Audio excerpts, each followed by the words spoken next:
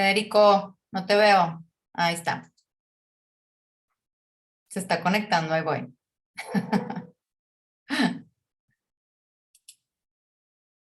Federico, ¿ahí estás? Ahí estoy. Ah, ya te vi. ¿Qué onda? ¿Cómo Acá estás? estamos. ¿Qué tal, Nora? ¿Cómo estás? Bien, ¿y tú? Finalmente. Ya Bien, sé. muy bien. Dime qué horas son allá, por favor. Conseguimos. Son las 22:03 Ah, muy bien. Pues sí, ya es del lunes. medio tarde. Sí, no, más allá del hecho de que tenía que dormir a mi hija, yo suelo quedarme despierto hasta muy tarde, así que por mí no hay problema. Ah, muy bien. Tenía miedo de que tuvieras algo y dije, chin, por el horario, pero qué bueno que se te acomodó. No, no, estoy perfecto.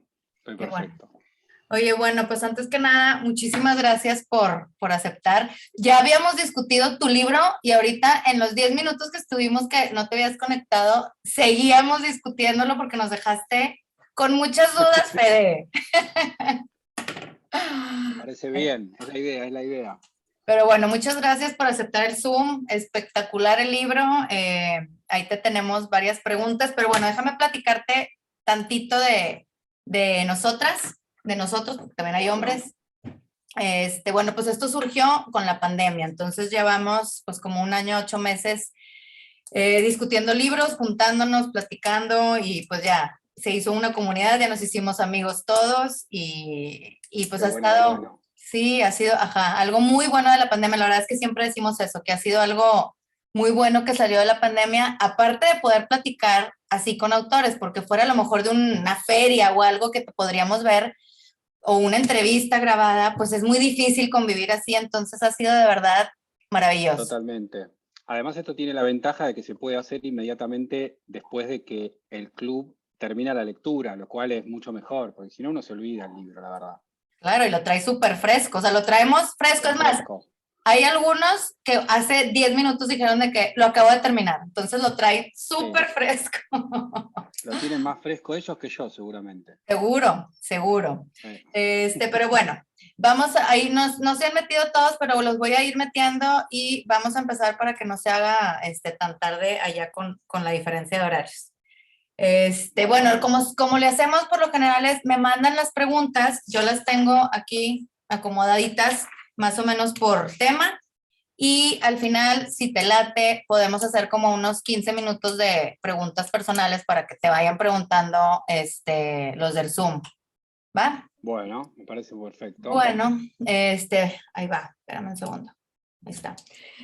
Bueno, pues obviamente la primera pregunta obligadísima es, ¿por qué mantener la incógnita de la sexualidad de Sam hasta el final? Bueno, es un poco, ese fue un poco el leitmotiv del libro.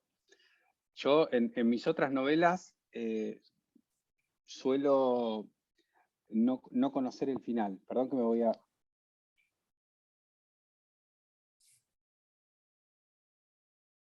Está, perdón, pero tenía la cancelación de ruido y grito mucho, si no. Decía que yo normalmente soy un escritor que no planifico demasiado mis novelas. Tengo algunas ideas y las voy descubriendo a medida que las escribo.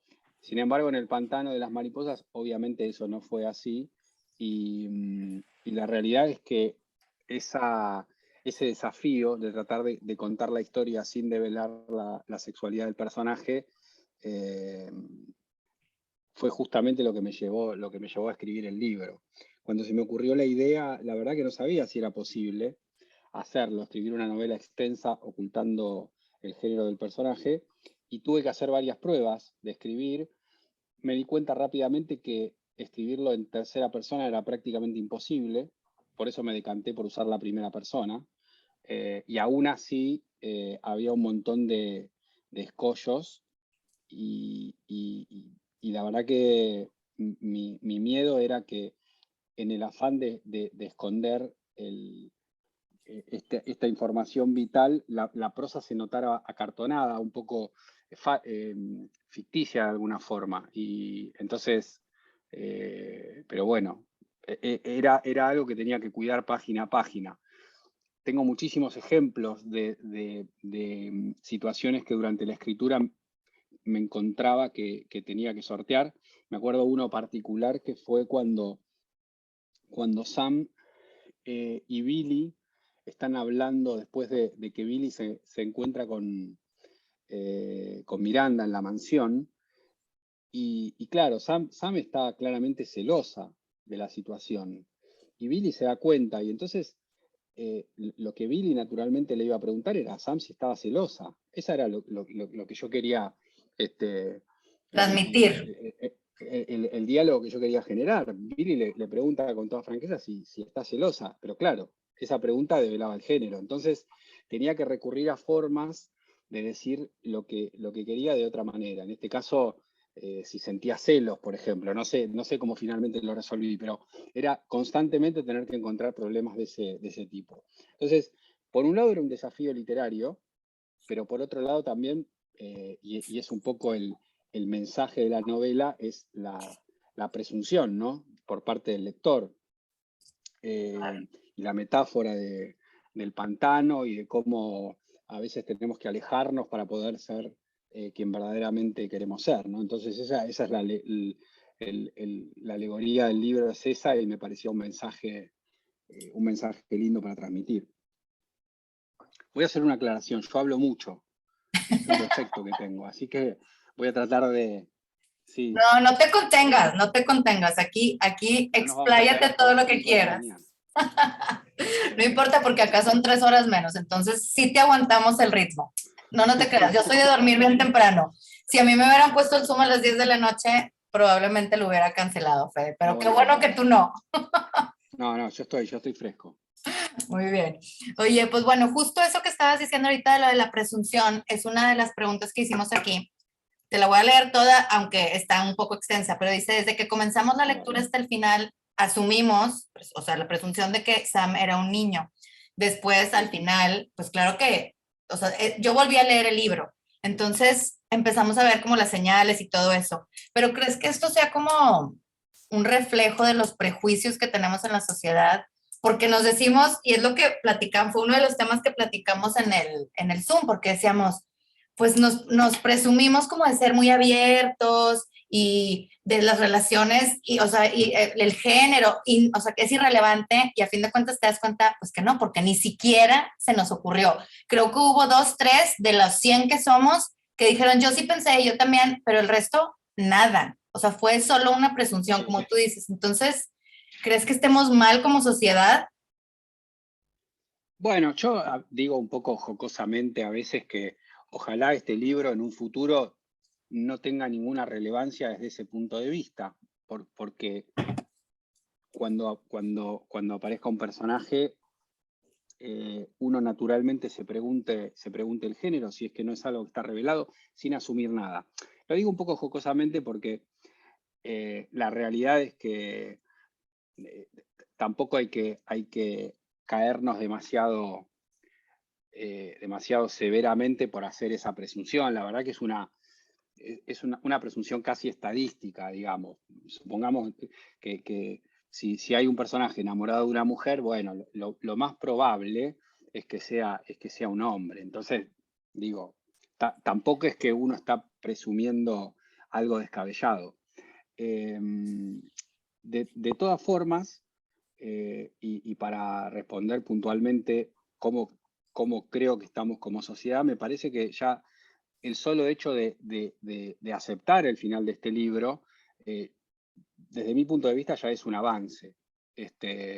Yo creo que las conquistas en cuestiones de género y de aceptación en los últimos tiempos han sido bastante buenas, y me parece que creo que la humanidad ha avanzado más en los últimos 20 años que en todos los anteriores. Entonces, podría ser mejor y nos falta mucho, pero yo creo que en ese sentido es destacable. Y después en cuanto a también un poco para ponernos del lado del lector, yo por supuesto que si hubiera leído el libro también hubiese pensado lo mismo, por más cabeza abierta que uno crea que tenga, pero Después hay, por parte mía, no quiero decir una trampa, porque siempre me cuidé de que en el libro no hubiera trampas, pero hay una decisión pensada de cómo iniciar el libro. Las dos escenas iniciales del libro tienen el propósito de generar esta idea equivocada en el lector. La primera es la escena de Sam en el auto, siendo bebé. Eso no fue arbitrario, y la razón por la que está ahí al principio de la novela es porque la palabra bebé tiene obviamente un género masculino. Entonces, cuando uno habla de un bebé, naturalmente nosotros pensamos en un varón. Acá en Argentina utilizamos la palabra beba incorrectamente, pero se suele decir, pero bebé es una palabra que remite al masculino. Entonces, esa es la primer trampilla de mi parte. E inmediatamente después, la escena siguiente es la de Sam observando a Miranda desde el árbol y tallando el corazón que dice Las iniciales. Sam y Miranda. Exacto. Los nombres dentro del corazón. Y esa es la segunda trampa, porque en ese momento uno asume esto de que si Miranda es una niña, entonces el que escribe es un niño. Y a partir de ahí, el engaño ya está pergeñado. A medida que avanza el libro, para los que lo han releído, se darán cuenta que las pistas son cada vez más evidentes, y hay cosas en la segunda mitad del libro muy groseras, donde yo directamente me refiero a Sam en femenino, o algunos personajes se refieren a Sam en femenino, y sin embargo uno ya, el lector en ese punto ya piensa que leyó que Sam es un niño. En algún momento cree que lo leyó, cosa que nunca sucedió. Entonces, esa es un poco la arquitectura de cómo funciona este engaño, ¿no? Empieza muy sutil, muy pensado, y una vez que ya el engaño está hecho, ya prácticamente no importa. Yo recuerdo que cuando le di el libro a mi agente me marcó un montón de... Mi agente y mi editor, los dos, me marcaron un montón de cosas en la segunda mitad donde me dijeron: Federico, esto lo tenemos que sacar, porque esto es evidente, se va a dar cuenta todo el mundo si ponemos esto acá. Hay una escena donde estos chicos, estos matones, se refieren a Sam y a Billy como Billy y su novia, le dicen directamente. Pero yo creo, ahí, yo me acuerdo mucho de esa escena, pero como eran tan malos, sí, tan cabrones, te lo juro que yo dije, pues sí. claro, lo están diciendo por molestar, como es muy común, ¿no? Por supuesto que sí, y esa es la idea, que uno piense que eso es una burla, pero cuando uno lo lee sabiendo el final, tiene temor. Y imagínense un editor que piensa que va a sacar un libro y en donde todo el mundo se da cuenta de la solución, entonces se pone precavido. Obviamente que el libro lo testeamos antes de sacarlo, ¿no? Entonces se lo dimos a leer a muchas personas y nadie se dio cuenta, y dijimos, bueno, está bien, funciona. Yo ni siquiera yo me arriesgaba a decir que nadie se iba a dar cuenta, aunque alguno se ha dado cuenta, ¿no? Pero ese fue un poco el proceso por el que pasamos. Nunca hice eso en un libro, porque nunca tuve que testear algo así tan específico. Pero bueno, sí lo revisamos. Y funcionó. Funcionó.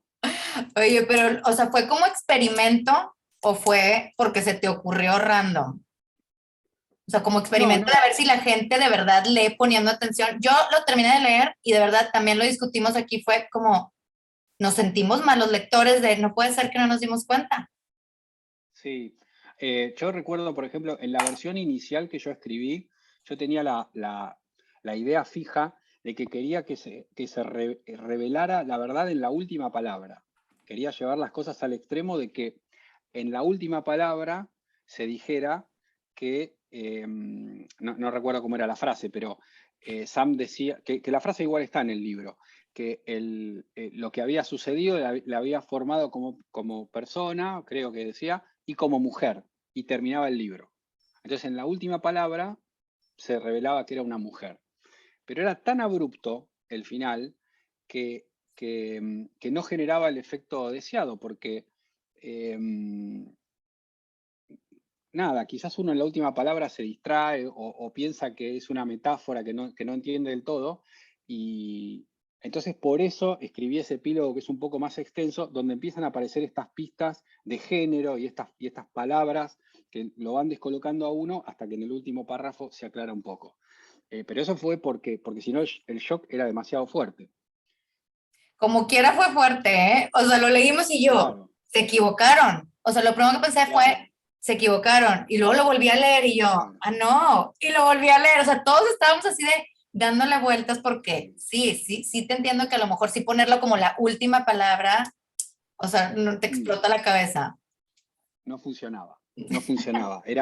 Hubo que cuidarlo bien eh, para que funcionara de la forma correcta. Y creo que en ese sentido no nos equivocamos. Digo no nos equivocamos porque al final fue una prueba y error, ¿no? Había que hacerlo de manera tal de que funcionara bien. Pues funcionó muy bien. Oye, pero sí también platicamos de eso que dijiste ahorita, que a lo mejor va a llegar a un punto en que las nuevas generaciones ni siquiera va a ser un choque el final, porque a lo mejor lo van a pensar desde un principio. Y eso fue algo que dijimos Claro. que ojalá que sí evolucione tanto, que no tengan como esos pequeños prejuicios que tenemos nosotros, porque como tú dices, como estadístico, pero como quiera siento que son prejuicios a fin de cuentas, ¿no? Sí, y yo creo que incluso a medida que avanza el libro, la historia tiene tanto más sentido pensándola con Sam siendo una niña, que, que ahí es donde a uno le empieza a hacer un poco de ruido, porque no es que la historia de Sam siendo un niño y la verdadera de Sam siendo una niña son iguales con la diferencia del género del personaje. No es ese el caso, y a mí me interesaba mucho que eso fuera de esta forma. Por ejemplo, voy a citar solo 2 ejemplos, hay muchos, pero los 2 que para mí me parecen más relevantes. Cuando Sam tiene en la granja al principio esta situación con Orson, este chico tan desagradable que llega al hogar y que le descubre la fotografía, que Sam está tan horrorizada porque esa fotografía la puedan encontrar en la granja, la situación que a ella la avergüenza y la pena profundamente es porque en la fotografía hay 2 mujeres. Entonces, la fotografía en realidad está revelando sus preferencias sexuales. No es la historia que uno lee siendo un niño, cuando es un niño, es una foto un poco subida de tono, un poco pornográfica, si se quiere, que en un hogar católico puede generar cierto revuelo, pero tampoco es una cosa de vida o muerte. Entonces, ese drama que Sam vive tiene muchísimo más sentido cuando Sam es una niña. En la escena que están en la camioneta, en la furgoneta, en la granja, donde Orson la cita a la noche, que está fumando, y le dice, todo el mundo va a saber quién eres realmente. Esa es la frase que le dice. Entonces, esa frase, en el contexto de que es una foto de un niño que encontraron, que es un poco subida de tono, la verdad que no tiene ningún sentido. ¿Qué le está diciendo? ¿Qué es realmente? Entonces, esa frase tiene sentido siendo Sam una niña y la fotografía siendo una foto donde hay 2 mujeres. Pero sabes qué, te voy a interrumpir un segundo. Eso también lo platicamos, pero sabes que le quitó como un poco de fuerza a eso, y no sé si fue adrede, porque me acuerdo que después algo le dice como que Orson, no me acuerdo exactamente de la frase, pero algo le dice que la iba a violar o le iba a masturbar, o no sé, una frase como muy sexual, y a mí todo lo demás se me olvidó porque me acuerdo de haber pensado, o sea, el Orson está bien enfermo, que quiere hasta violar a Sam por molestar. Claro, Entonces, se me olvidó todo lo que le dijo, se me olvidó la foto, se me olvidó todo, y yo me centré también mucho en eso, porque sí se oye sí. como muy fuerte que una amenaza de un niño a otro niño sea, te voy a violar. Por eso, pero fíjate, tú misma lo estás diciendo, era más fácil suponer que era una niña. Sí, sigue siendo Claro. horrorosa la amenaza, ¿no? Pero eso es lo que yo Exacto. digo, que uno uno está pensando todo el tiempo en la historia la explicación menos plausible, porque lo que tú decías al principio, de cuando se refieren a que Sam es una niña, tú me decías, bueno, pero puede ser una burla. Sí, es verdad, pero también puede ser que sea una niña y que sea lo más simple. Entonces digo, la explicación más simple es la que tiene sentido. Otro ejemplo muy claro que a mí se me ocurre es cuando Miranda encuentra la gargantilla que le deja Sam de regalo en la casa, ¿no? Cuando Miranda tiene esa gargantilla y se reúne con Sam en el patio de la casa, que hagamos un pequeño paréntesis. Miranda y Sam empiezan a tener rápidamente una relación de amistad, de dos amigas. Es evidente, a Billy lo empiezan a dejar al lado y ellas dos empiezan a ser, Miranda ve a Sam como una amiga. Automáticamente se da entre ellas una relación de complicidad. Y Miranda le cuenta, como lo haría con cualquier amiga, que recibió la gargantilla, que no sabe quién la dejó, que no se le ocurre quién la pudo haber dejado, y de hecho se pregunta si pudo haber sido el propio Billy, pero que no tiene idea quién pudo ser. Y pensemos que esta situación, si tiene a Sam delante y Sam es un niño, es un poco ridícula, que es hasta casi irrespetuoso por parte de Miranda. Imaginemos esta situación donde Miranda recibe un regalo de un chico y descarta absolutamente a Sam, teniéndolo adelante, ¿no? Cuando es obvio que pudo haber sido Sam. Ni siquiera se lo pregunta si fue él. ¿Por qué? Bueno, porque no es él, obviamente, es ella, y es su amiga. Entonces, de vuelta, esa situación es un poco incoherente cuando uno la lee. Lo mismo cuando están en la casa del árbol, mucho más adelante en la novela, claramente Sam la quiere impresionar, y Miranda recién en ese momento se da cuenta, y cuando se da cuenta que a ella le gusta, se lo pregunta y se ponen a llorar. Y uno como lector todavía no recayó en la situación, pero si uno lee de vuelta ese pasaje, Miranda de lo que se está dando cuenta, no es de que solamente que Sam le gusta, sino, o mejor dicho, bueno, sí, de que Sam le gusta siendo una niña. Y entonces entiende el sentimiento y entiende la dificultad de decirle algo así. Entonces digo, una vez que sabemos el final, la historia se lee de otra forma, no es la misma historia. Hay un montón de elementos que son diferentes. Y de estos hay muchos, ¿no? Hay algunos que son hasta anecdóticos, pero hay ópticas de personajes que cambian radicalmente. Y ya que lo platicas así, o sea, te das cuenta que como esa frase que dice de hindsight is 20/20, pues claro, o sea, ya que sabes el final, dices, ah, claro, o sea, y como te dije ahorita, sí, nos traumó el hecho de que Orson, igual, en mujer y en hombre, está horrible que te amenacen con violarte, pero decíamos, como a un niño, a mí se me hacía como muy fuerte la escena, Claro. y muy fuerte el final, cuando pasó todo lo de la casa del árbol, que ya estaba a punto de violarla, yo decía, qué fuerte está esta escena. Igual de fuerte con mujer, ¿verdad? Pero... Sí, eso es muy, muy interesante lo que dices. Voy a contar una anécdota graciosa de ese pasaje del libro, y después voy a dar una explicación. Pero una anécdota graciosa graciosa que sucedió con eso es, mi madre lee todos los libros que yo escribo primero, ¿no? Yo se lo doy a ella, se lo doy a mi hermano, y ellos lo leen.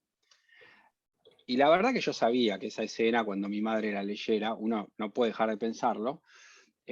Ahora voy a explicar por qué esa escena es como es, pero que tiene una razón de ser.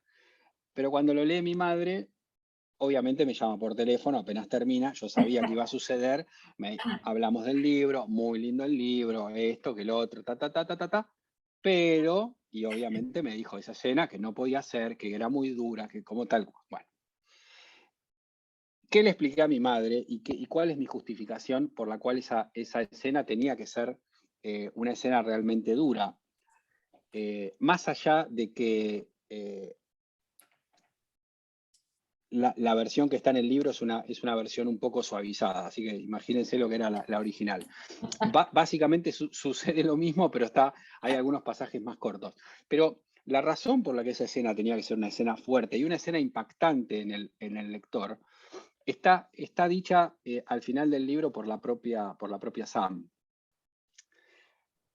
Sam le dice a Miranda, cuando ya son adultas, que para ella fue muy importante haber conocido a Miranda en el momento que la conoció. Porque si no hubiese conocido a Miranda ese día y la hubiese mirado a través desde la casa del árbol y se hubiese enamorado de ella, siempre hubiese tenido la duda de si lo que ella siente, si su sexualidad, no es fruto de lo que le sucedió con Orson. O sea, si esa situación tan aberrante con un hombre no es la responsable de que ella sienta lo que sienta. Y esa duda, que la hubiese cargado toda la vida, ella no la tiene. Y no la tiene porque se enamoró de Miranda antes de lo que le pasó con Orson. Entonces, para mí era un tema muy importante en la novela, y era un poco el cierre de la historia. Cuando ellas hablan, esto no lo entiende el lector cuando lo está leyendo. Es otra de las frases que no tienen sentido, porque uno piensa que Sam es un hombre, que es un escritor y que va a visitar a su amiga. Pero son dos amigas en realidad, que lo que le dice es, gracias a que yo me enamoré de vos y te conocí a vos, yo sé quién soy realmente y sé que que Orson no me transformó. Y en algún punto eso hace que ese incidente tan grave pierda peso. Y a mí me parecía muy importante resaltar esa idea. Es un mensaje muy importante en el libro.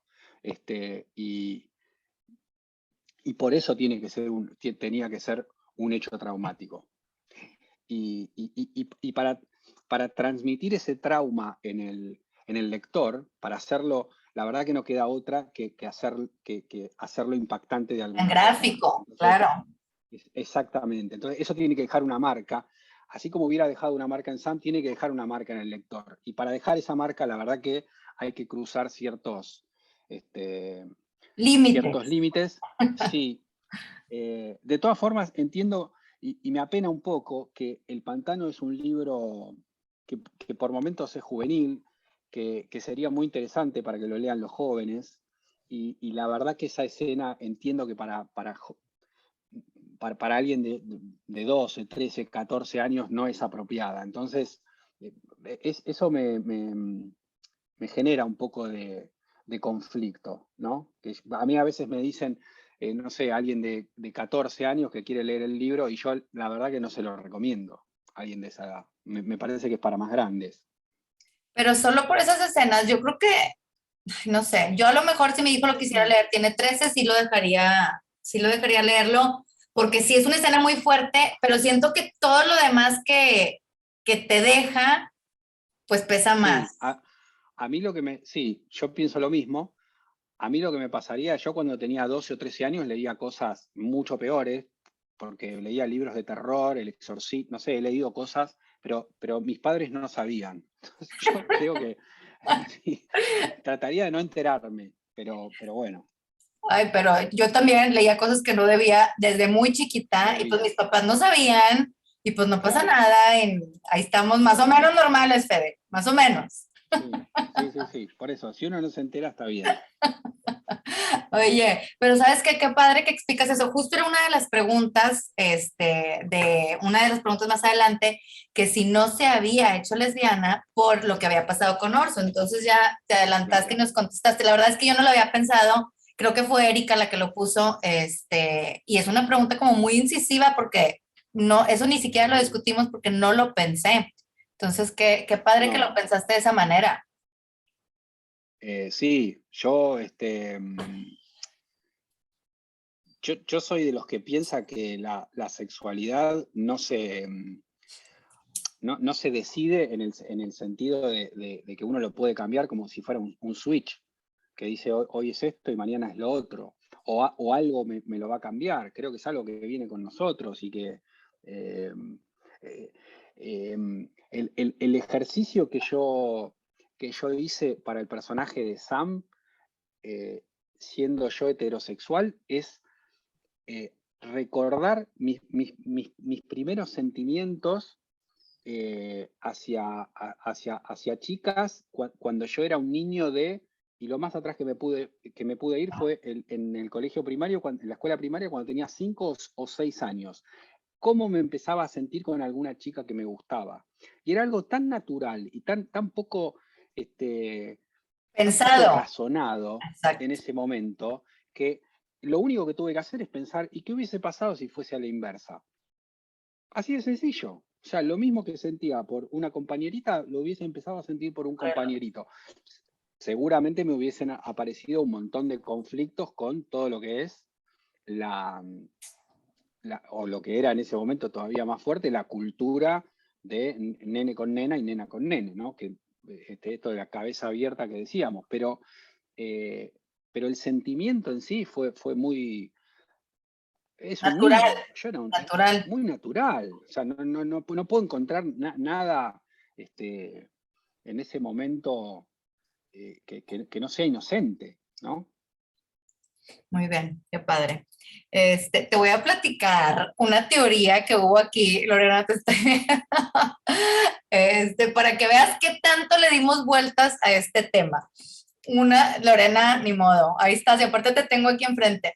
Lorena decía, su teoría era que Sam era trans, o sea, que había empezado como niño y que todo lo que le pasó se había convertido en niña al final. Entonces, platícanos, ¿ya lo habías pensado o es la primera vez que lo escuchas? Aquí fue como Lorena, claro que no, pero... No, lo he escuchado muchas veces. Yo lo que digo es lo siguiente. Yo no digo en ningún momento que Sam es, no es niño al principio del libro. La verdad es que no digo nada. Y en determinado momento empiezo a decir que es una mujer y están todas estas explicaciones. De manera tal que si alguien quiere pensarlo de esa forma, creo que en principio es libre de hacerlo. Estas escenas que yo explico invalidan un poco el hecho de que Sam era un niño. Por ejemplo, lo que dije con Orson, la situación con Orson podría tener sentido si él era un niño, pero bueno, es un poco no encaja tan bien. Digo, el hecho de que se horrorice tanto con esta fotografía de dos mujeres y demás.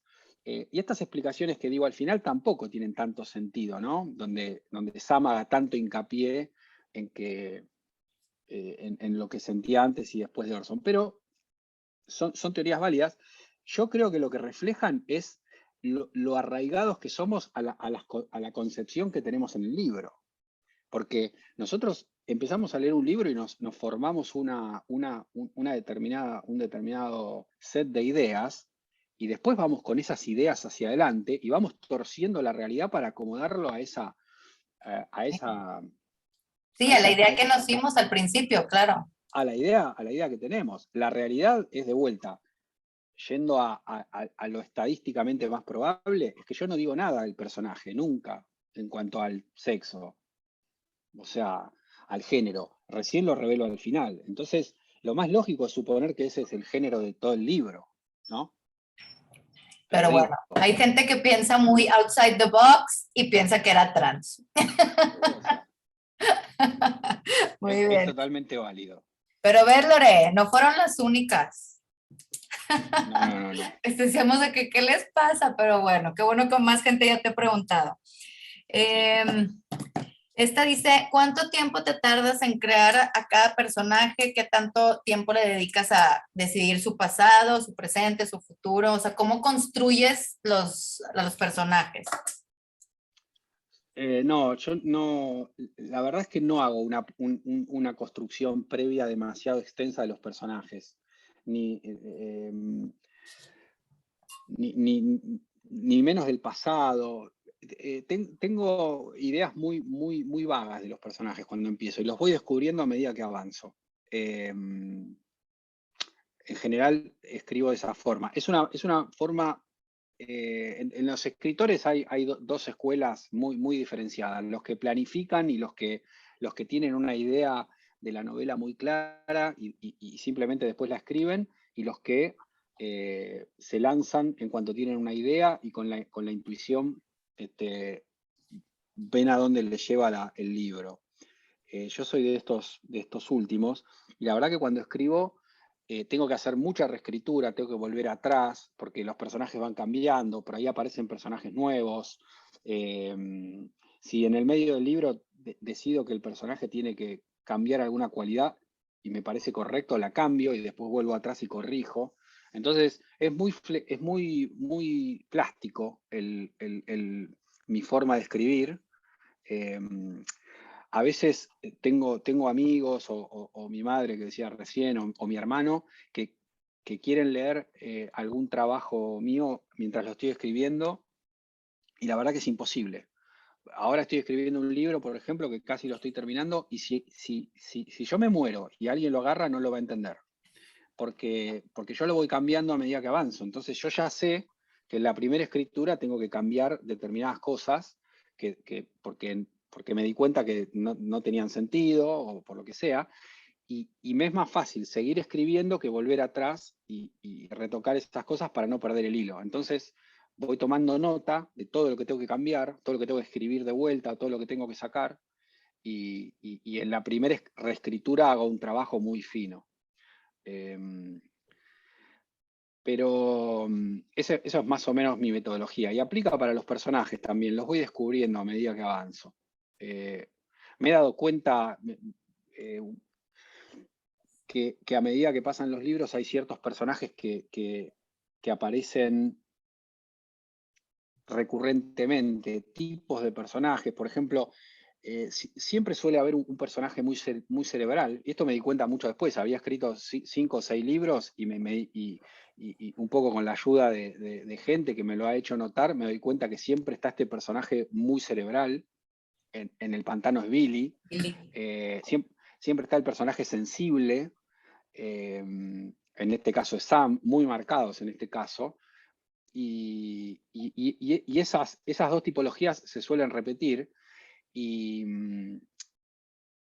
no lo hemos hablado, no sé si algunos lo saben, pero yo soy ingeniero civil y tengo una formación matemática y como muy fuerte, y también tengo obviamente el lado artístico con lo literario. Entonces en algún momento, sin darme cuenta, me estoy dando cuenta que estas dos partes mías aparecen en los libros, en estos personajes, pero fue absolutamente no deliberado, ¿no? Consciente. Evidentemente son rasgos míos que están ahí. Ahora ya me he dado cuenta de eso y estoy un poco condicionado, pero siempre aparece el personaje súper calculador y meticuloso, y como es Billy o como es Ted en La última salida, que es un ajedrecista, genio de las finanzas. Y después está el artista o el alter ego más, menos claro a la realidad. Oye, de ahorita Vieron que hablaba mucho, ¿no? de lo que platicas, perdón, de lo que platicas de tu manera de escribir, se oye como súper caótico, como que siempre pensé que tenían más estructura, pero luego de lo que estás platicando es como totalmente lo opuesto. Entonces te llegan a sorprender a ti a dónde te lleva la historia. Sí, es que es justamente eso. A mí, la verdad que el acto de escribir, yo sé que hay escritores porque los conozco, que les sale de una forma muy natural y que lo disfrutan, y que es como, no sé, como ir al cine, que uno se sienta y sin esfuerzo lo hace, y para mí escribir es un esfuerzo. A mí me gusta mucho la planificación, me gusta mucho, disfruto mucho determinadas partes del oficio, pero por ejemplo, cuando ya tengo definido lo que tengo que escribir en los próximos 2 o 3 días, supongamos que tengo que escribir la escena de Sam y Matilda en la granja, ¿no? Por ejemplo, ya tengo definido esa escena, que la tengo que escribir en los próximos días. El hecho ese de escribirla me cuesta mucho, porque ya lo hice en mi cabeza. En mi cabeza yo ya sé cómo va a ser ese diálogo, ya lo vi, ya vi la escena, y después tengo que sentarme al papel con todas las limitaciones que eso trae, porque pasar de la cabeza donde uno lo tiene perfecto al papel, digo las limitaciones, no porque la literatura tenga limitaciones, sino porque uno como escritor tiene limitaciones. Yo desde el momento que escribo una frase no me gusta, y pienso que la tengo que escribir mejor y nunca me convence. Y ese es mi proceso diario. O sea, yo escribo una frase y dejo la frase que más me convence, pero muy pocas veces estoy satisfecho de una frase y creo que es perfecta. Muy pocas veces. Quizá en un libro encuentro 2 o 3 frases que yo tomo y digo, qué bien que está esta frase en 400 páginas. Entonces, la verdad que es un esfuerzo, eh, que es algo que me cuesta, que me deja exhausto, que si yo llego un día a la noche, por ejemplo, yo escribo normalmente a las 12 de la noche, 1 de la mañana, ese es mi horario, donde mejor funciono para escribir. Sin embargo, a veces si estoy un poco cansado, me cuesta. Es un esfuerzo, eso es lo que quiero decir, lo que quiero transmitir. Y entonces, ese esfuerzo me cuesta el doble si yo ya sé todo lo que va a pasar. Entonces, si no guardo algo de sorpresa, si no tengo la ilusión de decir, no sé cómo voy a resolver tal cosa, no sé qué va a pasar en la segunda mitad del libro, porque sinceramente no tengo ni idea. Yo cuando empiezo a escribir un libro, tengo alguna idea gestacional, puedo saber el final, como fue en el caso del pantano, pero no tengo ni idea qué va a pasar en el medio. Yo no sé en el medio qué iba a pasar con Banks, con los hombres diamante, no sabía que iba a haber hombres diamante. Todo eso lo fui descubriendo a medida que avanzaba. Y esos descubrimientos son los que un poco me dan esa energía para seguir adelante. Es la misma motivación que lleva al lector a terminar el libro, esa intriga de ver qué pasa. Bueno, yo la utilizo como combustible para escribir. Qué padre tu proceso. Se oye así medio caótico, pero bien padre. Oye, Fede, vamos a tomarnos una foto porque me están escribiendo. Estoy viendo así de reojo el celular y me están escribiendo varias gente que se va a salir. ¿Te late? Bueno, Oigan, sí, obvio. saquen sus, ¿cómo se llama? Sus libros o sus Kindles. Cele nos va a tomar la foto. Y luego ya ahorita continuamos. Ay. Voy en un segundito. A ver.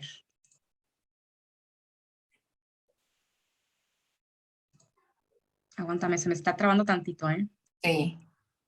Bueno, pero pónganlos ahí a la mano. Gracias, Cel.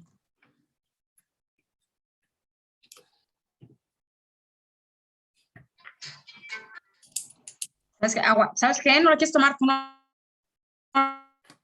porque se me está trabando la compu. A ver, sí.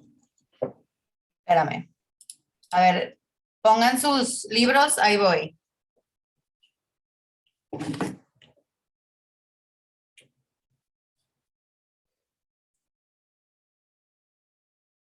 Espérenme. Espérenme porque son 3 pantallas.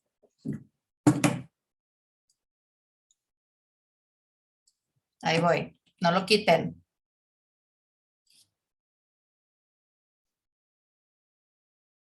Ahí va otra.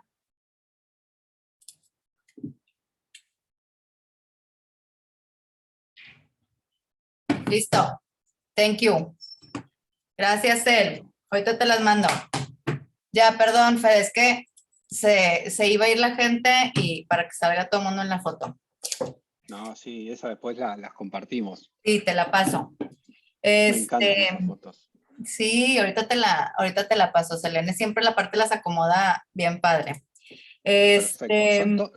¿Qué composición tenemos en el canal? ¿Son todos mexicanos? ¿Cómo? No, ahorita escribió alguien de Paraguay, hay gente que está en Estados Unidos, Laura está en Canadá, hay de muchas partes de México, de la hermana República de Yucatán.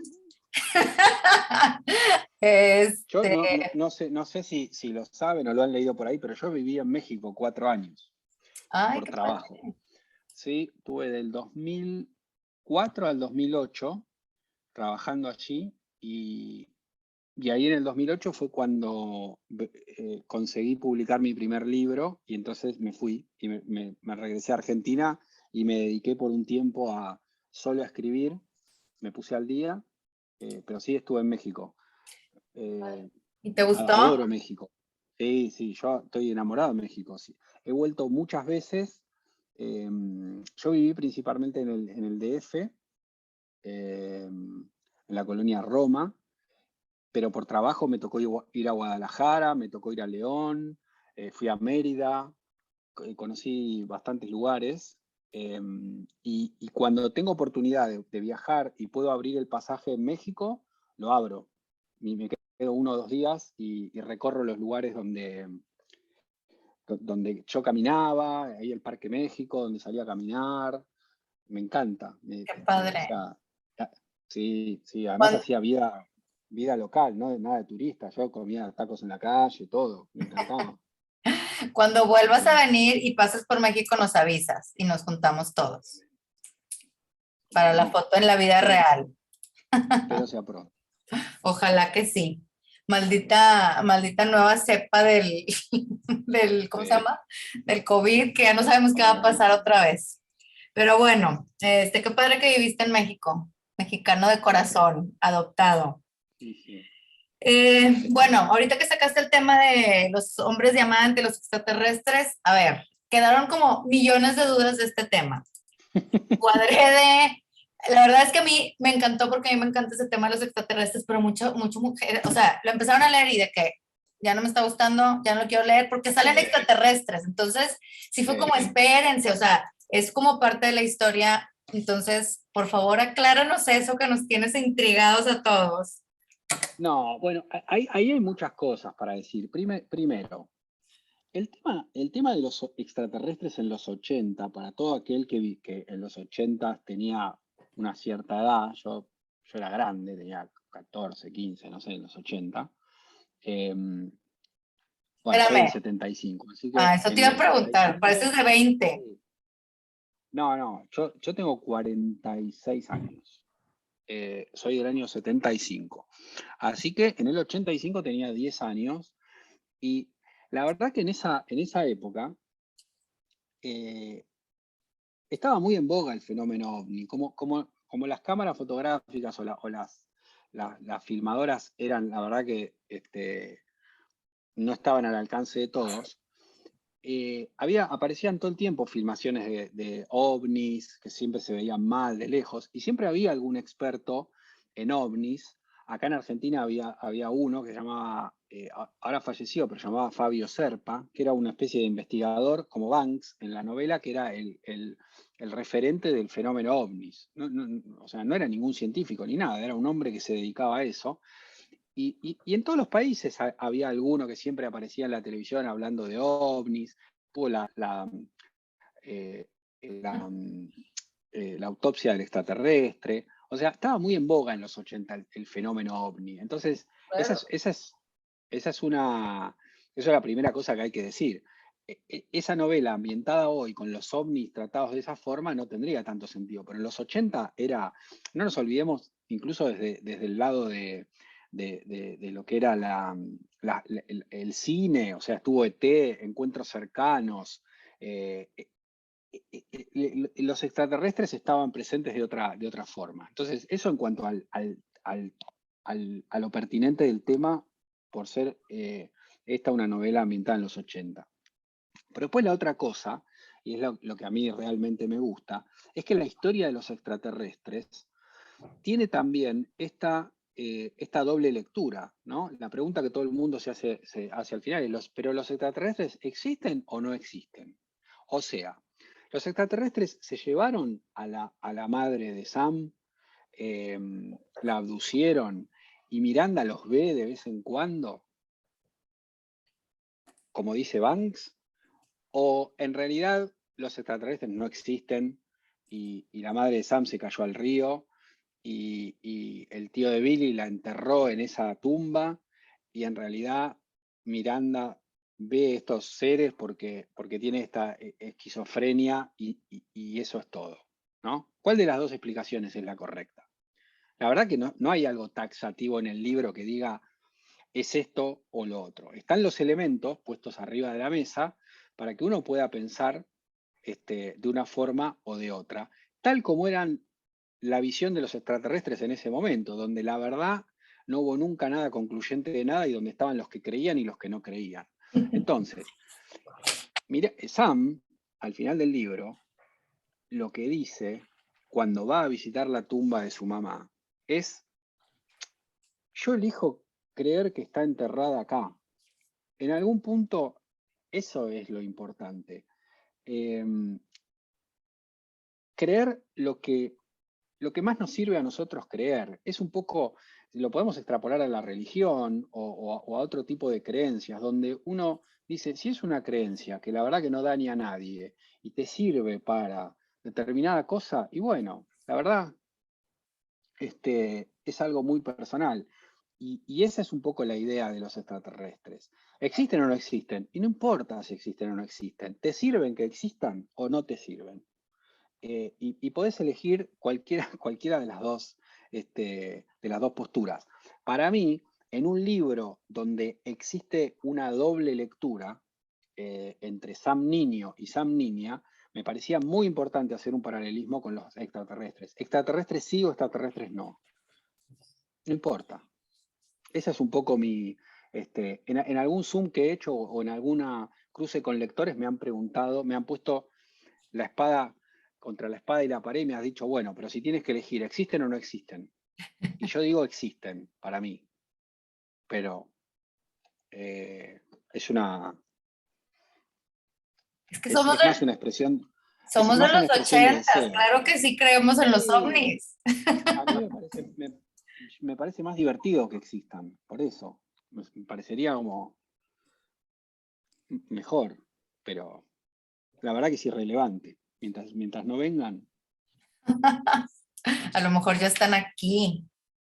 Y, Oye, bueno, es que ese tema como que le dimos también un chorro de vueltas y entre eso y lo de la mamá y que el papá tenía una affair con la que trabajaba con él, o sea, como que eran muchas cosas y yo lo que decía era que sentí, no sé si ese fue tu intención o no fue intencional, pero que era como cuando pues tienes esa edad, 13, 14 años, que estás como apenas, todavía medio niño, pero ya entrando a la adolescencia, que te están pasando tantas cosas por la cabeza y están pasando tantas cosas que como que no sé, o sea, son muchas cosas.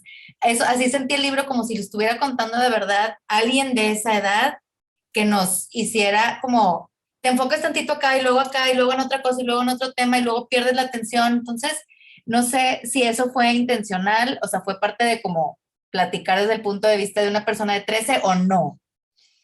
sí, en parte sí, pero también hay un intento en este libro, quizás no del todo conseguido, pero que tiene mucho que ver con mi naturaleza como escritor. Yo si me tengo que definir, me defino como un escritor de thriller o de novela de suspenso y de misterio.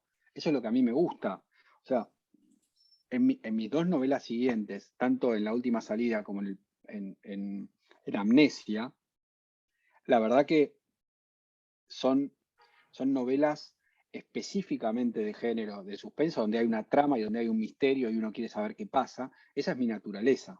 Entonces, en este libro, El Pantano de las Mariposas, es un libro muy especial para mí, porque es un libro iniciático, que lo llaman, de evolución de personajes, pero yo no puedo con mi genio de querer generar la intriga. Y quizá no era el libro para meter esos elementos, porque no estaba pensado de esa forma. Eh, pero están ahí porque está en mi naturaleza generar intriga. Digo que quizá no es el mejor ejemplo porque hay muchas cosas que no se resuelven y eso viola un poco el principio fundamental del thriller donde uno quiere, bueno, ahora dame toda la solución, no me dejes cosas abiertas, cruciales. Pero bueno, yo me permití en este libro porque es un libro tan particular y en realidad cuando uno llega al final del libro, dice, pero esto no era un thriller en realidad, esto era la historia de Sam y en realidad cómo este personaje transitó toda esta situación, o sea, no era nada de lo que yo pensaba. Esa es un poco la sensación, es un libro muy difícil Clasificar. de clasificar, de decirle a otra persona por qué lo tiene que leer, porque en realidad si le tenés que explicar por qué lo tiene que leer, le revelás un poco la gracia de todo. Entonces, es un libro raro desde ese lado, y yo entiendo que es un género, es una mezcla de géneros muy particular. Y puede ser que aparezcan estos cabos sueltos o estas, pero bueno, como decía, es un poco mi naturaleza. Okay, es que sí decíamos, ¿por qué no explicó bien lo de la mamá? ¿Y por qué dejó lo de los extraterrestres así? ¿Y por qué no sé qué? Y eran como muchas cosas, pero bueno, qué bueno que dices que sí. O sea, porque decíamos, no puede ser, o sea, a lo mejor él lo quiso dejar así, pero alguien le tiene que haber dicho de que, vato, ¿qué pasó con esto? Y entonces es así Claro. adrede, porque decíamos, ¿qué pasó con los editores? Sí, sí, a mí es un poco injusto que yo diga esto, y la verdad que no puedo pretender que un lector lea otros libros míos para terminar de comprender esta situación, pero es la triste verdad. Lo que deja El Pantano desde el punto de vista, de novela es ese final, es ese arco del personaje que la verdad que transita una historia que el lector no ve en todo el libro, porque ese es un poco la realidad de la situación. Todo lo que le pasa a Sam durante el libro, siendo una niña que gusta de otra niña y que tiene que pasar por un montón de situaciones hasta que finalmente se tiene que ir de su ciudad natal para ir a Nueva York y para poder encontrar quién es realmente y cumplir sus sueños. Y acá hay una alegoría con lo que es el pantano de las mariposas, ¿no? Sam tiene que irse a Nueva York para volar, como las mariposas del pantano. Todo eso, que es la verdadera historia del libro, uno la lee sin darse cuenta. Y cuando llega al final, es que uno descubre, de esto era la historia. Y tiene que volver atrás y hacer todas estas interpretaciones de toda la historia, de su relación con Billy, que ya no es una relación de dos niños, sino que es una niña con un niño, donde Billy la protege todo el tiempo. Y lo mismo con Miranda, que es una relación de amistad entre dos niñas. Entonces se reinterpreta la historia, y la realidad es que no es una historia de suspenso y de misterio, donde lo que uno tenía que, donde las respuestas eran a ver si había extraterrestres o no había extraterrestres. Eso era una pantalla, era un telón. Lo que estaba pasando era otra cosa. Entonces, si uno quiere leer una historia donde haya un misterio y donde clásico, digamos, y donde es el género donde yo me siento más a gusto, bueno, mis dos siguientes libros son en esa línea, y yo creo que la mayoría de mis libros van a ser en esa línea. Por eso digo que El Pantano de las Mariposas es una anomalía, es un punto singular. Ojalá yo vuelva a tener otra idea para desarrollar de esta forma. La verdad que sé que son ideas que van a aparecer de tanto en tanto. Esa es la verdad. Muy bien, vamos a tener que leer. Yo acabo de comprar el de Amnesia, qué bueno que, digo, no lo he empezado, pero ya lo tengo ahí en la lista, a ver qué tal. Mira, ahí nos está preguntando otra cosa. Ahorita te leo las preguntas que han estado haciendo aquí. Ahorita, no sé por qué, digo, al principio de tu libro, y yo no sé si eso me hizo como sesgarme muchísimo, pero escribiste una frase de el libro de Stephen King. Es de mis películas favoritas de la vida. Y quería preguntarte si eres como muy fan de Stephen King, que luego creo que sí, porque estuve vivoreando tu Instagram y pones cosas de él, ¿verdad? Sí. ¿Te inspiraste en él, en ese, pues porque los personajes y la historia, como que la época son muy del estilo? Sí, sí, yo soy muy fan de Stephen King. Podría estar hablando 50 horas de eso, pero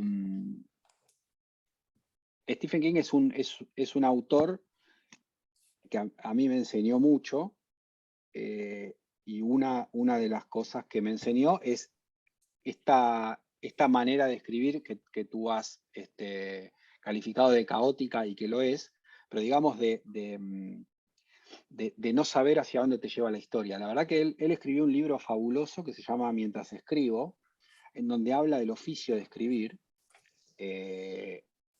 Cuenta un poco de su pasado y cuenta un poco de su proceso como escritor. Y él, la metáfora que usa, mucho mejor que la mía, es, para él una novela empieza con algo que sobresale de la tierra. Él descubre algo que sobresale de la tierra, un pequeño hueso que sobresale de la tierra. Y él no sabe a priori si ahí abajo está enterrado un esqueleto completo de un animal o es solo ese trozo. Y no hay otra forma, pensemos en una excavación arqueológica, no hay otra forma que empezar de a poco a quitarle la tierra a ese fósil y ver qué hay abajo. Entonces, eso para él es una novela.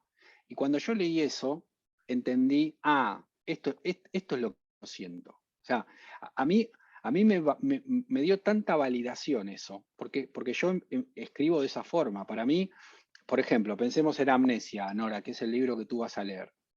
Amnesia empieza con un personaje que se despierta en el salón de la casa y hay un cadáver de una mujer. Y él no se acuerda nada del día anterior. Eso es amnesia. Entonces, para mí eso, cuando yo imaginé esa escena, dije, esto es una novela. A mí me interesaría saber qué pasa acá, ¿no? Me despierto, está la mujer ahí, muerta. ¿La maté yo? ¿No la maté yo? ¿Qué hago? ¿Qué es lo primero que hago? ¿Llamo a la policía? ¿Y si la maté yo? ¿Por qué no me acuerdo? ¿Qué hago? Sinceramente, ¿qué es lo primero que hago? Y entonces te pones en el lugar de ese personaje y empiezas a ver qué haces. Entonces lo primero que yo hago en ese momento es, no, yo no llamo a la policía porque no sé por qué no me acuerdo nada. Entonces llamo a mi hermano, llamo a alguien de confianza y le cuento lo que pasó. Y esa persona me dice, no hagas nada, espera que yo vaya, ¿no? Y de esa forma eso es descubrir el hueso, el fósil. Y yo no sé qué va a pasar. En algún momento por ahí me encuentro que la novela se traba y resulta que es una porquería y la verdad que no hay ninguna solución para nada y lo tengo que tirar a la basura porque resulta que la verdad no había nada detrás. Ese fósil no era un fósil completo, sino que era solo un trozo de hueso. Entonces, ese es el proceso literario para mí. Stephen King me enseñó eso. Como digo, puedo estar hablando 15 horas de Stephen King, pero además de ser un autor que me enseñó mucho con sus libros y con sus enseñanzas, quizá el principal mensaje o lo que más rescato de él es la pasión que le pone a lo que hace, lo genuino de su trabajo. Cada vez que lo escucho en una entrevista o algo, veo lo importante que es para él escribir de esta forma y escribir algo que lo apasiona. Es un hombre que no tiene ningún problema económico, no escribe por dinero. Todos esos problemas los resolvió en el tercer libro y lleva 80 escritos. Entonces, esos son mensajes muy importantes para mí. Hay que escribir lo que uno siente que tiene que escribir, hay que mantener esa pasión, siempre encontrar esa llama. Parece una obviedad, parece una tontería. A mí cuando alguien me pregunta cómo hago para publicar, porque quiero publicar, quiero ser famoso, quiero ser conocido, quiero que me lean, yo lo primero que digo es, si escribís por esas razones, estás equivocado. O sea, no hay que escribir para publicar, no hay que escribir para ser famoso, no hay que escribir para ganar plata. Por supuesto que uno tiene que vivir, pero eso viene después. Esas no tienen que ser las motivaciones. Las motivaciones tienen que ser escribir un libro bueno, que te guste, que te mueva de una forma especial. Esas tienen que ser las motivaciones y hay que encontrar esas motivaciones. Probablemente ese sea el único camino para terminar publicando el libro, escribirlo de esa manera. Entonces, Stephen King es una persona que cuando habla de estas cosas, y a mí me fascina que él hable de estas cosas, habla de sus personajes, habla de su proceso de escribir. A fin de cuentas, todos cuando escribimos en una computadora o en una libreta y no importa cuánta plata tenemos en el banco, la verdad. Podemos, en ese momento somos nosotros y el ordenador nada más. Y con respecto a la cita Cuenta conmigo, que fue el origen de esta pregunta, Cuenta conmigo es un emblema, que Cuenta conmigo es la película basada en la novela corta El cuerpo, exacto, de Stephen King. La verdad que la película se hizo mucho más conocida y emblemática que el propio cuento, el libro, pero es una de las novelas representativas de lo que era la amistad en los 80, donde no había celulares, donde los niños se juntaban y hacían aventuras. O sea, muchas películas en los 80 giraron en torno a eso. Cuenta conmigo es una, Los Goonies, la propia ET, todas esas películas, los chicos en bicicleta. Lo que yo hice en el pantano es algo en algún punto retro a esa situación. Es lo que hicieron con Stranger Things también, que es como traer esa magia de los 80 a hoy. Y bueno, puse esa cita porque cuenta conmigo, si uno tiene que poner una obra de los 80, yo creo que es esa. Entonces, además de que era de mi autor preferido, me parecía sumamente pertinente.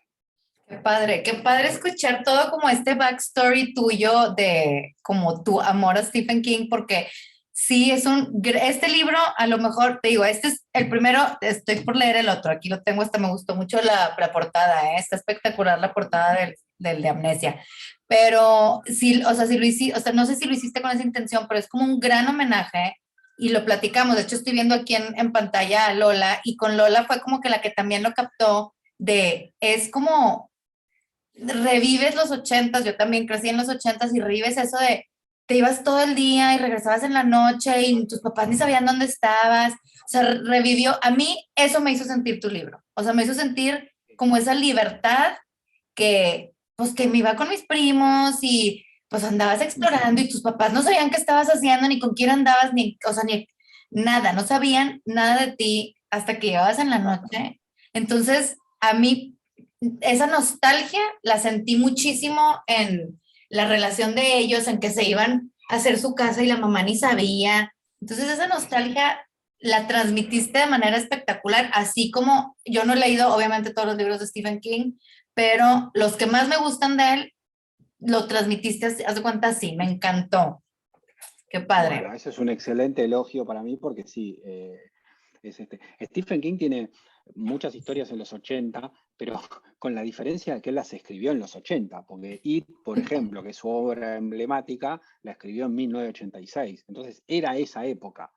Entonces es diferente a hoy escribir acerca de los 80, porque hoy esas cosas han cambiado. O sea, en ese momento era así y hoy no son de esa forma. Hoy con nuestros hijos tenemos que tener otros cuidados. Hoy la tecnología nos conecta de otra forma que por momentos decimos, no es lo mismo. No es lo mismo conectarse a través de un teléfono. Y yo no resiento a la tecnología ni nada. Simplemente digo, es distinto. Es distinto y seguramente las generaciones futuras verán esta situación de hoy con la misma añoranza quizás. Pero ese vínculo que se daba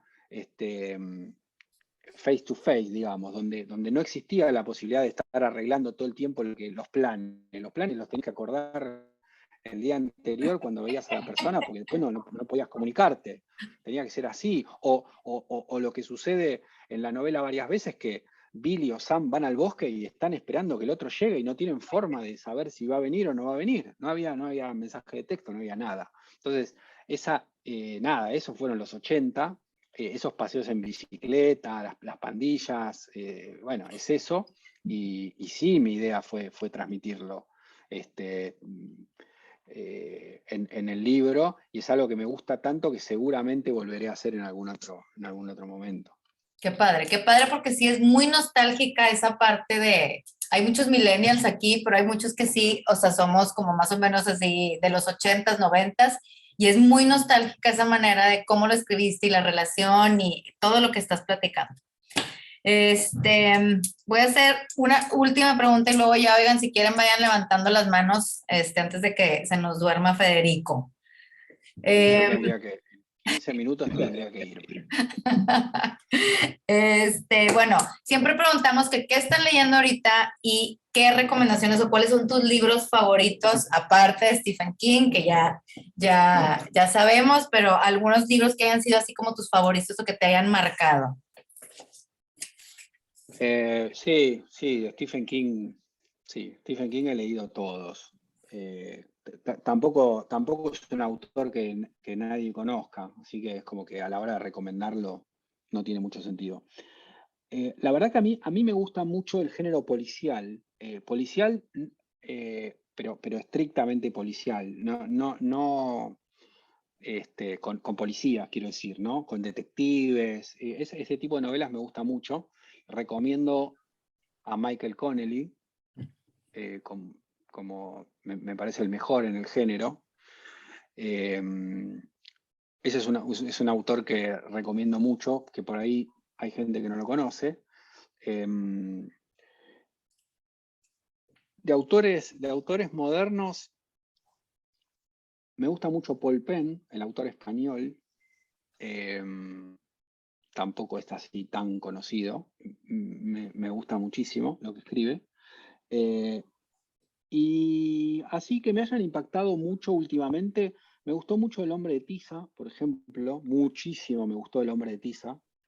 De una autora británica que escribió esa primera novela y salió con ese libro que a mí me encantó. Después escribió otros dos más, creo que va por el tercero, y ya no me gustaron tanto. Pero El hombre de Tiza me parece una gran novela. Y después un libro que siempre recomiendo cuando hablamos del pantano, así con finales sorprendentes, ¿no? O con revelaciones que uno no se ve venir. Está hay una autora también inglesa que se llama Claire McIntosh, que escribió el libro I See You, Te Veo. Ese es un libro que tiene un giro de esos que uno como autor envidia un poco, ¿no? Cuando uno ve una cosa que algún colega hace bien, primero está la admiración, pero hay una parte de uno que dice, ¿por qué no se me ocurrió a mí eso? O, es como que en algún lugar hay un escaparate con grandes ideas y no hay tantas, la verdad. Después lo que se hacen son repeticiones de la misma cosa. Pero esas super ideas así magistrales no hay tantas. Y yo siempre trato de pensar que aunque parezca que ya está hecho todo, no está hecho todo y debe haber cosas que todavía no están hechas. Entonces, sí, constantemente estoy pensando a ver qué cosas no se hizo. Y esa autora tiene un giro que es muy interesante en esa novela. Es su primera novela. Después ha escrito otras que también están buenas, pero la primera es la mejor. Se llama... ¿Esa? No, Ah. no. Se llama I Let You Go, la primera. Dije mal. Es Tejeir. Tejeir. Esa es la primera. Es la primera novela de Claire McIntosh. O sea, I Let You Go es la que dices que está buenísima. Sí, sí. Okay. I See You es la segunda, que también está buena, pero no tiene este giro. I Let You Go, Tejeir. Apuntadísimo. Déjame nada más preguntarte una última cosa. Ya sé que dije que era la última, pero espérame. Y todo el tiempo estás, o sea, como autor, estás como sacando de situaciones que te pasan en la vida y de gente que conoces ideas. O sea, todo el tiempo estás girándote. Normalmente no, eso no hago. No sé si tengo una vida muy aburrida o no me pasa eso. Así que voy a escribir de tal persona y lo voy a camuflar un poco para que no se note. Normalmente no me pasa eso. No saco mucho de la vida real. Pero sí me pasa que tengo ideas en cualquier momento, momentos medio raros, y estoy como a la pesca de esas cosas. O sea, las ideas de los libros no me surgen en momentos donde digo, bueno, ahora me voy a poner a pensar mi siguiente libro, o ahora me voy a poner a planear. Ahí no sale nada. Normalmente salen en momentos arbitrarios. Sí. Y entonces lo que hay que saber es estar atento para ok, acá puede haber algo, porque normalmente no es, o por lo menos a mí no es que me caen ideas absolutamente elaboradas, súper complejas, con personajes con nombre y apellido, sino que es una chispa por ahí muy chica de alguna situación o alguna cosa que da como para explorarla un poco. Entonces, eso es normalmente el proceso que yo sigo. Okay. Gracias. Déjame irte diciendo, todavía tenemos 3 preguntas, no sé si vayan a salir más. ¿Tienes tiempo? Un minuto por cada una. Le A voy ver a si poner, podemos. le voy a poner cronómetro. No, vamos a hacer una cosa, porque yo reconozco que quedémonos hasta y media. Son y 17, hacemos 13 minutos y cerramos, si les parece bien. Perfecto. Mariana. Hola, Federico, buenas noches. Buenas noches. Buenas noches, ¿cómo Mariana. estás? Oye, no sé si te Muy bien, acuerdas de muy bien. mí, nos vimos en enero, en una reunión que tuvimos de la última salida.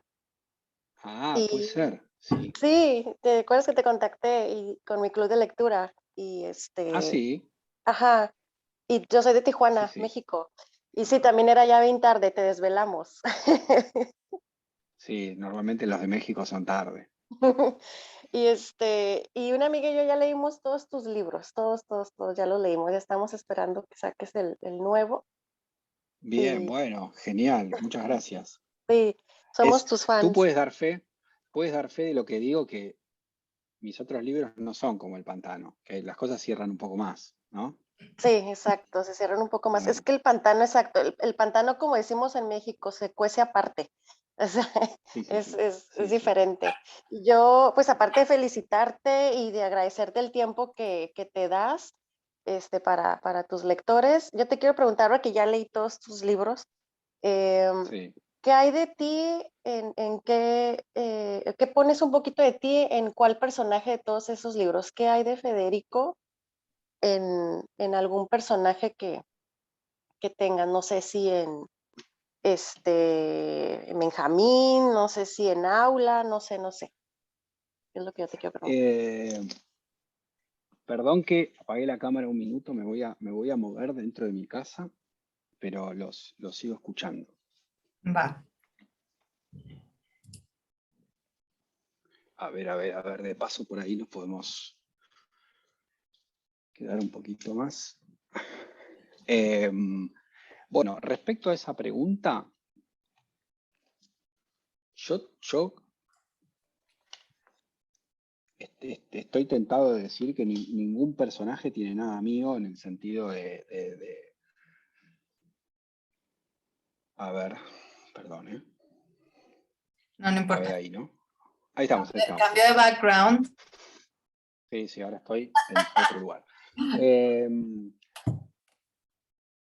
Yo, un poco lo que dije antes, ¿no? Sin darme cuenta, encuentro que aparecen, que está este personaje muy analítico y personajes un poco más sensibles y que no planifican y que se dejan llevar. Normalmente aparecen esas dos cosas. Y yo siento que esas dos cualidades conviven en mí.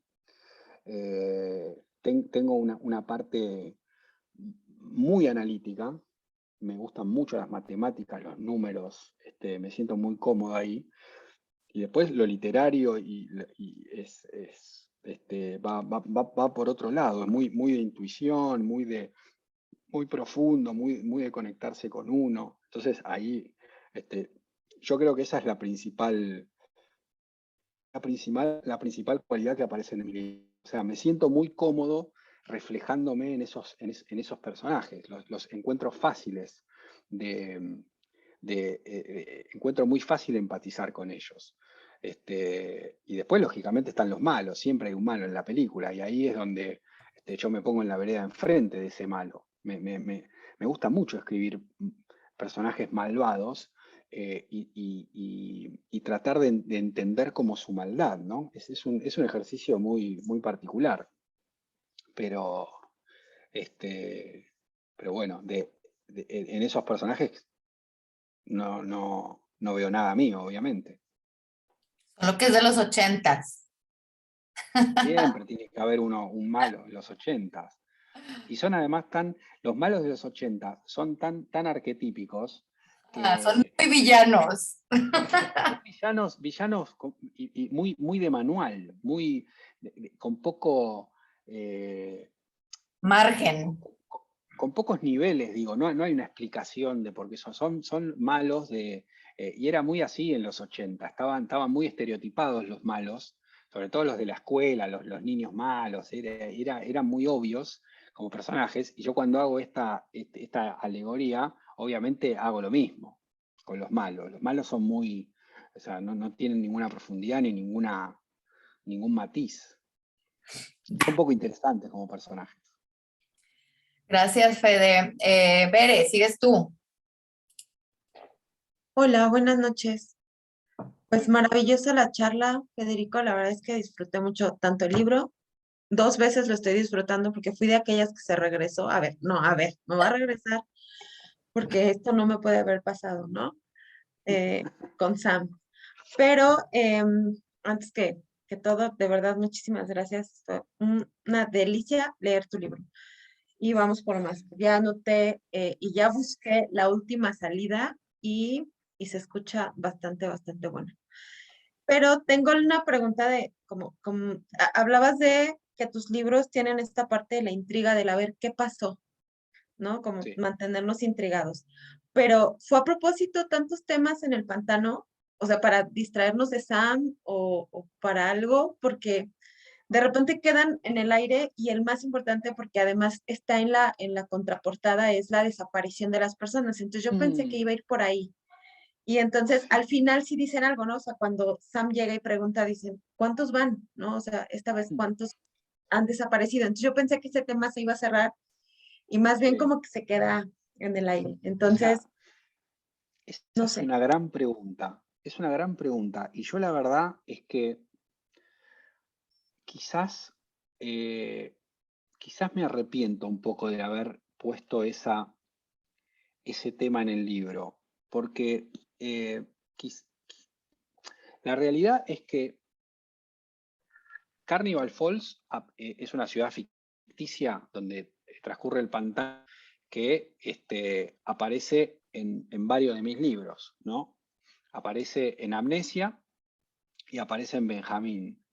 Y la verdad que hay muchos entrecruzamientos de personajes. Yo de esto no hablo demasiado porque los que no leyeron algún otro libro pueden no querer saberlo, pero hay varias menciones de personajes de un libro a otro. Y la verdad es que el bosque de Carnival Falls tiene un misterio en donde están desapareciendo niños. Ese misterio está planteado en Benjamín, donde Benjamín es un niño que desaparece y no vamos a develar qué es lo que sucede en ese libro ni nada, pero ya se empieza a plantear la desaparición de niños. Y yo aquí lo que quise plantear es esa continuidad en ese tema, que no tenía ninguna intención de resolverlo en este libro, porque este libro es de otras cuestiones. Pero como está ambientado en Carnival Falls, obviamente aproveché para hablar del tema. De hecho, es una trama que ni siquiera tengo resuelta en mi cabeza. O sea, no sé por qué desaparecen estos niños en Carnival Falls, la verdad. Y es algo que tengo previsto explorar en algún momento, pero quizás haberlo puesto en la contraportada genera expectativas en el lector absolutamente válidas. Pero yo la verdad que no recuerdo bien cómo fue el proceso de contraportada del Pantano, pero pensemos que es una contraportada muy difícil de hacer, porque de vuelta no se puede contar cuál es cuál es la gracia del libro en la contraportada. O sea, la verdad que no se puede decir, bueno, es un personaje que no sabemos qué es, bueno, no. Entonces, yo creo que se echó mano a hablar de la desaparición de niños como para poner algún tema en la contraportada de gancho, digamos, y no fue la mejor decisión. Entonces, No. quizás debimos haberlo mencionado más al pasar. Yo no me arrepiento de que esté ahí, porque ese es un tema que en algún momento voy a tratar y que está sucediendo en Carnival Falls. Quizá el error fue haberle puesto un foco y unas expectativas como que la novela iba por ese lado cuando en realidad no iba. Sí. Exactamente. Bueno, pues muchísimas gracias y la verdad es que sí, bueno, De nos nada. queda de pretexto, aunque no sean un continuum, sino paralelos, leer Benjamín. Muchas gracias. De nada. Gracias, Bere.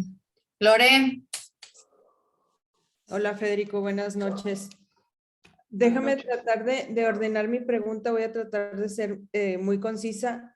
En las 2 reuniones que tuvimos en el club, prácticamente la mayor parte del tiempo nos enfocamos en el tema de identidad de género. O sea, nos explotó la cabeza cómo no nos dimos cuenta que era niña, incluso pues yo fui la de la teoría esta de que Sam fue niño y se hizo trans, ya nos aclaraste que no. Pero mi conflicto es, digo, la homosexualidad ha existido desde siempre, ¿verdad? Y a partir de unos años para acá ha sido como un boom en donde se ha tratado de, ay, ¿cuál es la palabra? De sobreexponer, pero también de, la otra palabra esta que usan mucho como integrar, no es integrar. De aceptar. Normalizar. Normalizar. Se ha normalizado y se ha como manejado tratando de que aparezca el tema en todos los foros, ¿no? O sea, ya lo vemos en caricaturas de Disney, lo vemos en Sí. cualquier programa de televisión y demás. Mi duda es, ¿cómo es que surge esta idea de manejar la homosexualidad desde una niña? Porque pues Sam, estamos hablando de que tiene, creo que 11, 12 años, ¿no? Y Sí. nosotros lo empezamos a leer apenas este libro ahora, pero entiendo que el libro lo escribiste desde el 2013, donde tal vez todavía no estaba tan expuesto como en los últimos años se ha estado manejando. ¿Cómo es que surge la idea de hablar de homosexualidad desde niños, pues? Sí, yo el libro lo escribí en el 2010, se publicó en el 2013, pero ya lo tenía escrito desde el 2010. Yo la verdad que en ese sentido no me quiero transformar en un abanderado o en un entendido en la materia, lo hice desde mi mejor voluntad de abordar el tema de la mejor forma posible. Como expliqué, esto surgió como un experimento de ver si yo podía esconder el género, y a raíz de eso se desarrolló desarrollé la idea de tocar el tema de la homosexualidad. Pero la verdad es que tengo que ser absolutamente sincero. Primero, soy una persona que por edad tiene un montón de prejuicios con los que tiene que luchar día a día, que de vuelta, en lo formal y en lo tiene absolutamente claro, y lo puedo exteriorizar, y sé a conciencia que lo digo desde el corazón y que no hay ningún doble mensaje en lo que pienso. Sin embargo, la forma en la que nos hemos criado hace que en lo cotidiano y en el día a día uno haga cosas o dice cosas en los que se tiene que frenar y decir, no, pero esto no es lo que yo verdaderamente siento. Entonces, es un ejercicio, nuestra generación está haciendo el esfuerzo diario para tratar de vencer toda esa forma en la que fue criado. Y yo no vengo de un hogar donde ni se condenara la homosexualidad ni nada. De pequeño, que tiene que ver con la crianza. Yo tengo una hija pequeña y con mi esposa nos reímos porque todas las canciones que nosotros escuchábamos cuando éramos chicos, cuando éramos niños, y que le queremos cantar a ellas, todas tienen connotaciones equivocadas. Tógina. Nosotros no nos dábamos cuenta, por ejemplo, pero todas, nosotros cantamos acá en Argentina una canción que dice: en el auto de papá nos iremos a pasear, ¿no? Vamos de paseo en el auto de papá. ¿Por qué el auto es de papá? O sea, desde esa tontería, yo no le quiero cantar una canción a mi hija donde en el auto de papá, el auto no es de papá, el auto es de papá y es de mamá, ¿no? Es una tontería, es sutil, pero es importante a la hora de transmitir un mensaje. Y siguiendo con este ejemplo tonto de las canciones, pero aunque no lo crean, aquí en Argentina cantamos una canción, y al día de hoy quizás se canta, que es arroz con leche, me quiero casar con una señorita de San Nicolás. San Nicolás es una localidad de la Argentina.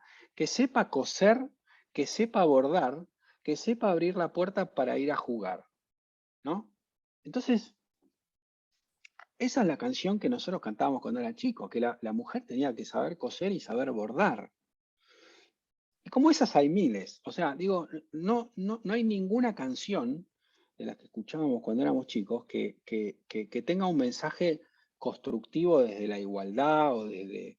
y yo sé que parecen cosas inofensivas, que es una canción nada más, pero bueno, si no educamos desde esas cosas básicas, y entonces digo, no hay forma para mí de torcer esto o de conseguir en un futuro que realmente la igualdad sea una obviedad. O sea, ojalá que las generaciones futuras digan, mirá esta gente se preocupaba por este tipo de cosas, le parecía un problema este tipo de cosas. Así como nosotros vemos cosas que pasaban hace 60, 70, 80 años y nos parecen ridículas. Por ejemplo, yo tenía conversaciones con mi abuela, ya falleció mi abuela tendría 100 años en este momento. Mi abuela me contó, o sea, que ella no votó hasta que tuvo 40 años. No votó. O sea, no votaban. Yo se lo cuento, si se lo cuento a alguien de 15 o 16 años hoy, se ríe. ¿Cómo no van a votar? Las mujeres no votaban en el país, votaban los hombres. Los hombres eran los que elegían los gobernantes, las mujeres no votaban. Imaginen cómo serían esas reuniones de familia, ¿no? En la casa de mi abuela, por ejemplo, o en la casa de las abuelas de alguno de ustedes, o bisabuelas de alguno de ustedes, donde estaban los hombres y las mujeres, y donde los hombres hablaban de política, porque las mujeres no votaban. Y si nos vamos más atrás, tenemos la esclavitud, ¿no? Entonces digo, es una carrera hasta la igualdad que no la hemos ganado todavía. Y mi generación está haciendo un trabajo para que la generación que venga sea mejor, pero la verdad que nosotros fuimos criados de una forma que hace que día a día tengamos que trabajar en eso. Por eso estoy tan a favor de que el tema esté en todos lados y que existan cupos, que parece, a veces escucho personas que dicen, no, pero si hay realmente igualdad, entonces no tiene que haber cupo. No, sí tiene que haber cupos, porque es la forma de empezar a transitar este camino para que en un futuro no tenga que haber cupos y no tenga que haber ninguna aclaración de ningún tipo, porque las cosas naturalmente se van a dar de forma donde todos los derechos estén igualados. Entonces, eso es lo que yo pienso y lo que humildemente traté de hacer en este libro, pero sin ser un experto en la materia. Lo tuve que hacer desde tratar de encontrar ese lugar. Ni siquiera tengo o tuve en ese momento amigos que hayan pasado o amigas que hayan pasado por situaciones y haberles podido preguntar y haber podido... Fue todo desde la imaginación, del ejercicio de imaginarme en esa situación. Muchísimas gracias, Federico. De nada. Y qué concisa, Lorena. Era inclusión, era la palabra. Gracias. Ah, Gracias, Federico. Qué padre tu manera de explicarlo. Ya nos pasamos, quedan 2 preguntas. ¿Qué hacemos, Fede? ¿Nos vamos? no, ya está, yo ya me moví a otro lugar de la casa, así que ya está. Ya no pasa nada. Fue como mucha Denme presión, tranquilos. de que quedan 2. Ya está. Cuando quedan 2, ya está. Es como cuando te faltan 2 materias para recibirte, ya te recibí. Pues ya, ¿qué hacemos, verdad? Lola. Lola y luego Norma y pues ahí rapidito y gano. Sí, ya, rapidín. ¿Qué hubo, Fede? ¿Cómo andas? ¿Me oigo? Bien, Sí, bien. ¿verdad? Sí, Sí, bueno. Ya, oye, yo soy de las que, la verdad, pues sí, como que no sabía ni para dónde iba la novela, la mitad. Tengo una hija de 16 años a la cual luego le voy contando de los libros que estamos leyendo aquí en el Book Club y tal. Y yo le decía, es que no tengo ni idea a dónde va esto, ¿no? Hacia la mitad. Y entonces medio le contaba y ella bueno, me escuchaba. Y al final terminó, y me acuerdo que terminé de leer el libro 1 hora antes de que nos conectáramos a la reunión. Y ella estaba en la escuela y le mandé un WhatsApp así de, no puedo creer el final, así, y ella no sé en qué clase estaba o tal, me dice, ¿qué pasa? ¿Qué pasa? Bueno, le dije, luego te cuento, luego hablamos, tú a lo tuyo, a la escuela, ¿no?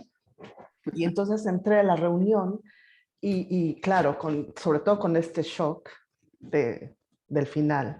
Y bueno, lo discutimos y tal, pero creo que después de esta semana de estar, pues sí, ya un poco como más aterrizando y todo, creo que al final solamente me quedo con que es para mí, es una muy bella historia de amistad, del reflejo de la amistad de esos años, ¿verdad? Yo siempre le he dicho a mi hija que a mí una época en la que más recuerdo así como con mucho cariño, con mucha felicidad, es lo que acá en México le decimos la secundaria, que es precisamente cuando estás en 11, 12, 13 años, cuando sientes que las amistades son para siempre y que lo puedes todo con los amigos que haces en ese entonces.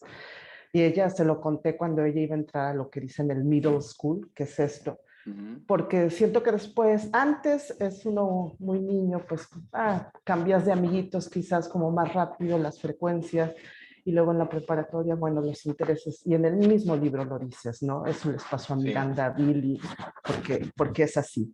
Y en cambio esta edad es cuando puedes hacer hasta un pacto de amistad con mermelada, ¿no? Como hacen ellos. Y entonces, sí, me quedé al final, creo que mi reflexión después esta semana y todo, dije, es que qué bello, porque finalmente Sam encontró un cobijo, ¿verdad?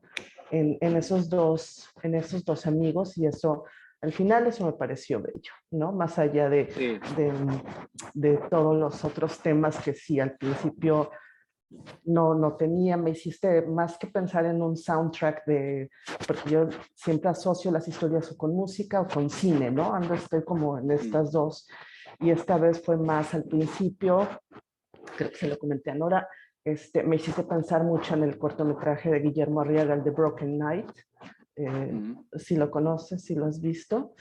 Bueno, es un cortometraje muy chiquitito, pero me recordó mucho el inicio de tu novela.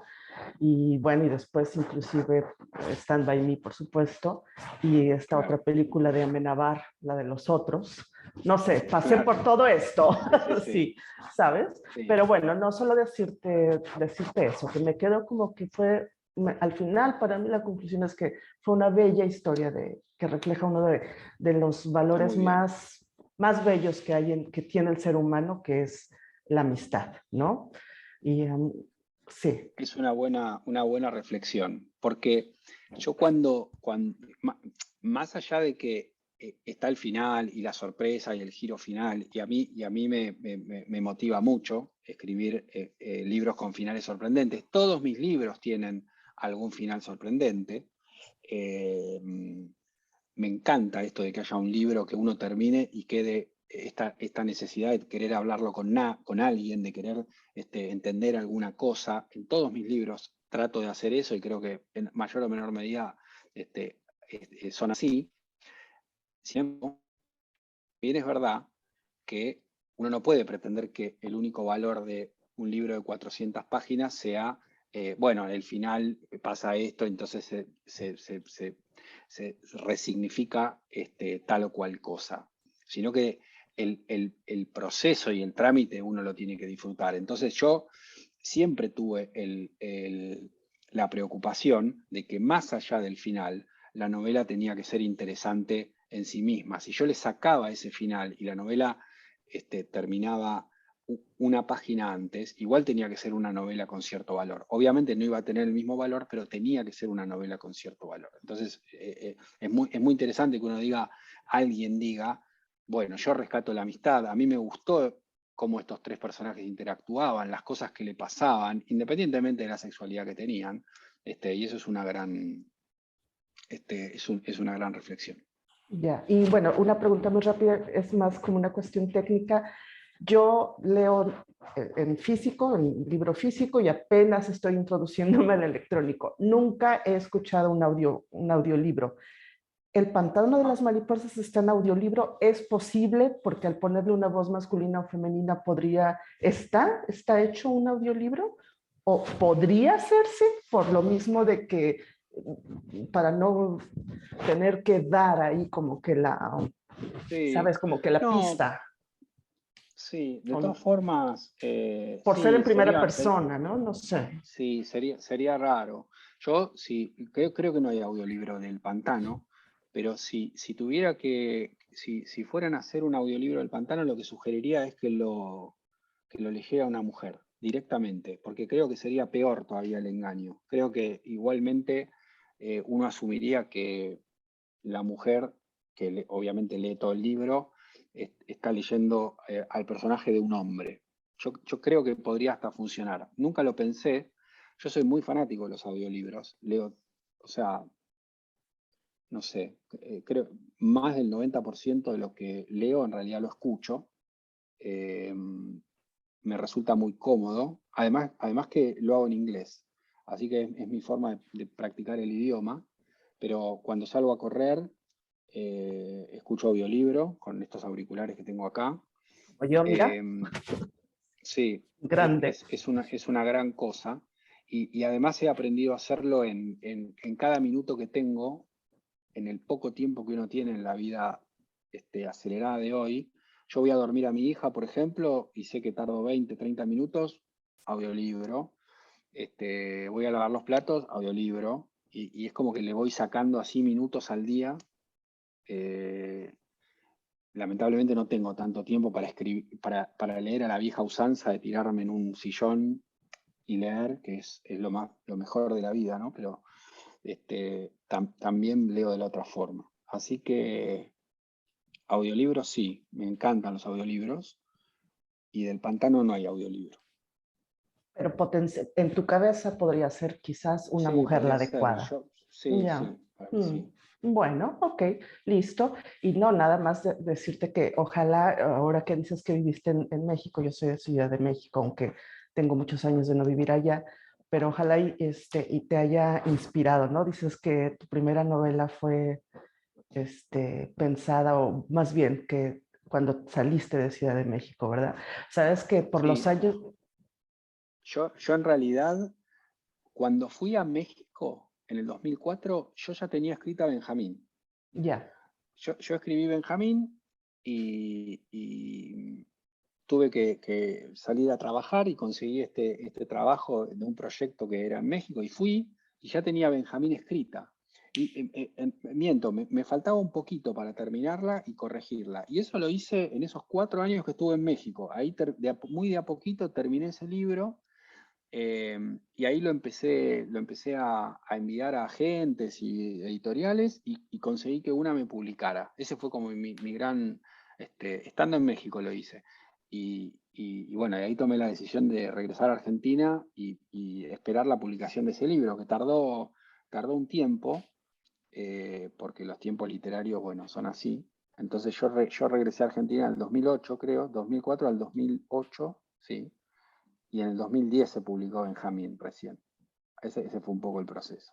Ya, sí, porque sería interesante, eso es la charla para otra ocasión, que nos platiques de esa experiencia tú como ingeniero y estas dos partes del cerebro, Sí, como decías, ¿no? Eso sí. Y bueno, y sí, nada más que sí. te imagino perfecto en Ciudad de México, en el Bar Milán. ¿Lo En el frecuentabas? bar Milán no lo conozco. Ah, Yo bueno, era muy poco de salir, ya. porque, o sea, no salía mucho así de noche y esas cosas, no. Pero no sé cuál es el bar Milán, porque zona queda. Por la zona rosa, en la calle de Milán, pero en esa época Pero era como, la zona rosa sí la conozco, porque yo vivía en 2 lugares. Uno frente al Parque México, pero al principio vivía en el Ángel de la Independencia. ya, pues a la vuelta. Claro, pero la oficina donde trabajábamos quedaba en la colonia Roma, en la calle Álvaro Obregón y una diagonal que pasa por ahí. Insurgente, no me acuerdo. Bueno, pero Bueno, da tenía que igual. cruzar y pasar por la zona rosa. Imagínate, es una línea recta. Así que era todos los días, pasaba ida y vuelta. Conozco bastante esa zona. Igual, pues muy bien, muchas gracias. Gracias, Febe. De nada. Gracias, Lola. Norma, te va a tocar así bien rapidito porque ya nos Sí. tenemos un chorro. Mi pregunta es así súper rápida. Me gustó mucho la parte en la que nos das un poco de paz, en que ella ya es grande, aunque en ese momento yo también pensé que era él. Pero mi pregunta es, ¿cómo vivimos en un mundo con mucha violencia, con mucha maldad, con pocos valores morales? Y me impactó mucho la descripción de Orson y el atentado de violación a Sam. Yo creo que fue un poco muy descriptivo, que me tuve que saltar como renglones. ¿Cómo? Porque bueno, también nuestra naturaleza humana es como no ver, ¿no? El sufrimiento, no ver la maldad, como hacerlo un poquito a un lado para que no te afecte. Entonces, pero ¿cómo delineas una escena tan fuerte, tan perversa? ¿Cómo la trabajas?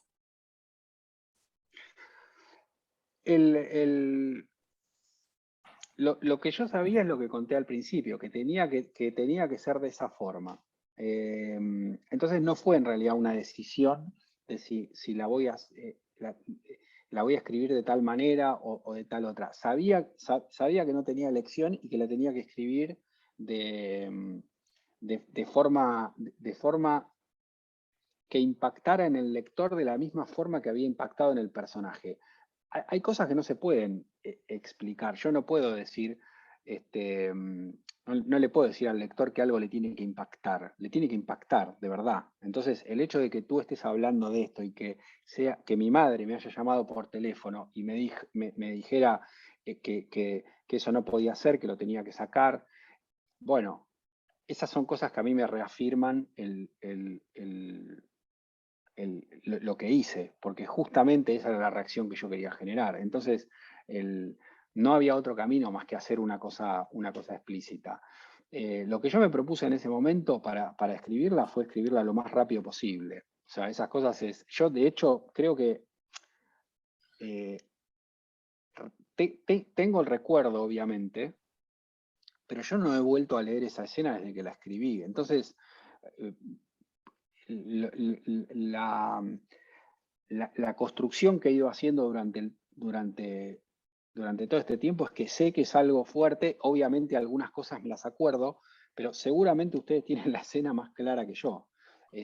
Y no me cabe duda que si la vuelvo a leer, como siempre que me pasa con cosas que escribo, voy a tener una mezcla de sensaciones. Primero, siempre la sensación de este sentido de la imperfección que tengo con todo lo que escribo, que me dan ganas de tirarlo, de hacerlo de vuelta. Siempre tengo esa sensación. A veces no vuelvo a leerlo porque digo, no es una sensación grata. Eso por un lado. Y segundo, estoy seguro, con esta escena en particular, que pensaría, qué vergüenza, ¿no? Qué vergüenza.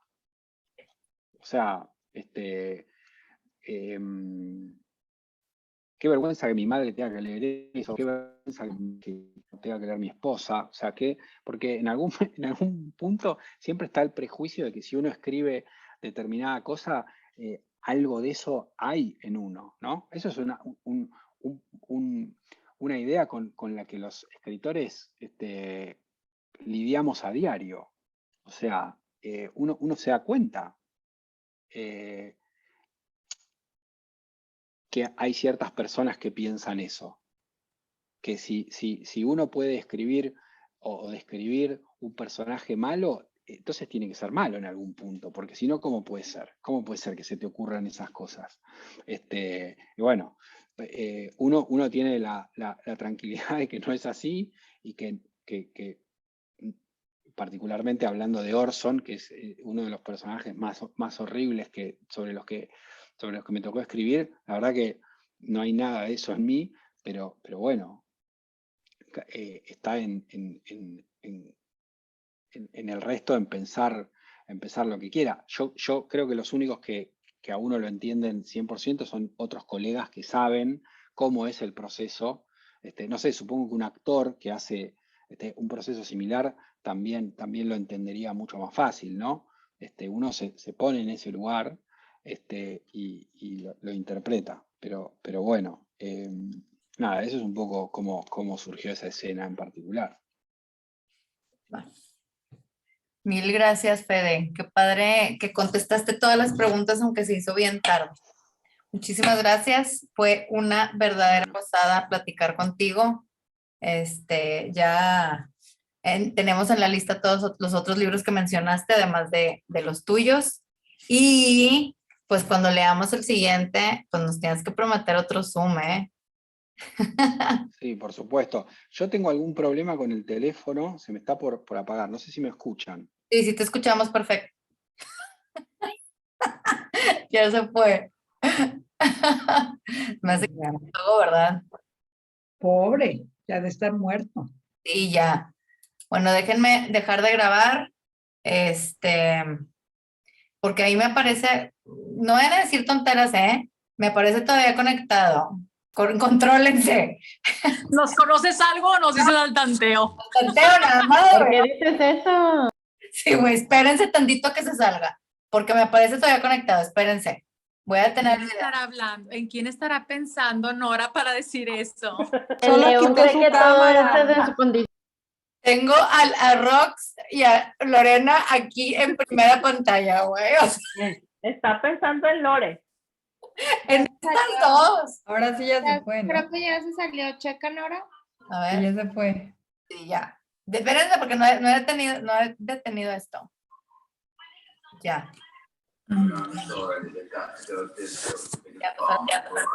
Todavía dice grabando.